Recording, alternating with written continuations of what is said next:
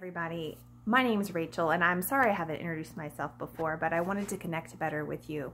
I have the page designed by Seaver, and I like to make stuff, design things and make it, but I wanted to share with you about my beauty routine. I'm a wife and mom of 4, and I just need things to go smoothly and as easily as possible for me. So, necessity is the mother of invention, right?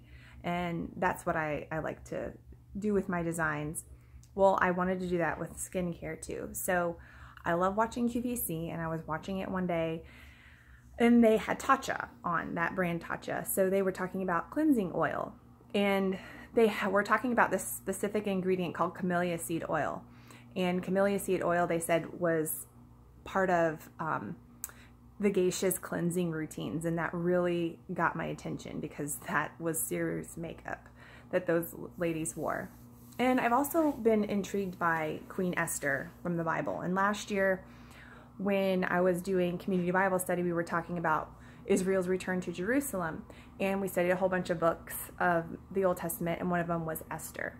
And I've wanted to know what she did for 18 months, her beauty routine, her spa treatments, and it talks about honey and oil. And so I researched and I found a good cleansing oil, which I want to do another video about that later.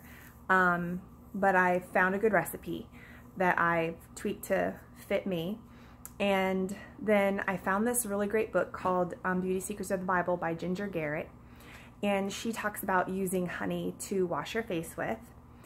And she talks about using goat milk and a whole bunch of other really, really good stuff in there about your diet and the kinds of things she would have eaten, so on and so forth.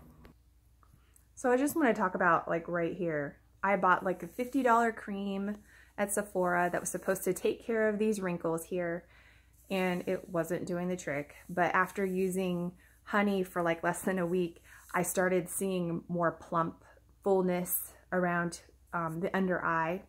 There wasn't as much creasing, there wasn't as many wrinkles. And then I needed a good exfoliator. You have the apricot scrub that you used to find, and I guess you can still find it, but I wanted something more crunchy and natural. And so I found that you could use clay, which is just kind of glorified dirt that's been cleaned, and it does a really good job of taking off the dead skin. So when I really want to, pamper myself, or I just feel like my face is so needing to get exfoliated, I'll do the clay, and then I'll follow with powdered goat milk, and then honey, and then I'll moisturize if I need to with some argan oil. I know that you might be thinking, oil, that's kind of why would you want to add oil to your face? But it's kind of like the same concept. If you're retaining water, you drink water to get rid of it. So if you add oil to your face, you're not going to be as oily, actually, because your body doesn't have to make as much.